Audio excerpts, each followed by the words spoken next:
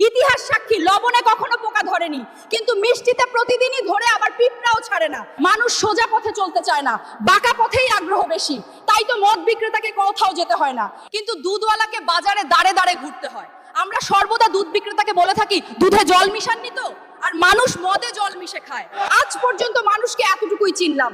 কচু পাতা দেখেছেন নিশ্চয়ই, ওপরে সবুজ আর ভেতরে চুলকানিতে ভরা। ঠিক তেমনি কিছু মানুষ আছে, বাইরে থেকে দেখতে ভীষণ সুন্দর পরিপাটি, কিন্তু ভেতরটা আবর্জনায় ভরা। সাপ দুধ খেয়ে বিষ উগরে দেয়, আর গরু ঘাস খেয়েও দুধ দেয়। সুতরাং দোষটা খাবারের নয়, পার্থক্যটা স্বভাবের।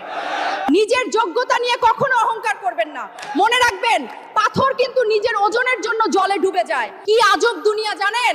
যার চোখে ঘুম আসে তার কাছে ভালো বিছানা নেই, আর যার কাছে ভালো বিছানা আছে তার চোখে ঘুম নেই। যার মনে দয়া আছে তার কাছে দেওয়ার মতো কিচ্ছু নেই, আর যার কাছে দেওয়ার অনেক কিছু আছে তার দেওয়ার মতো মনটাই নেই।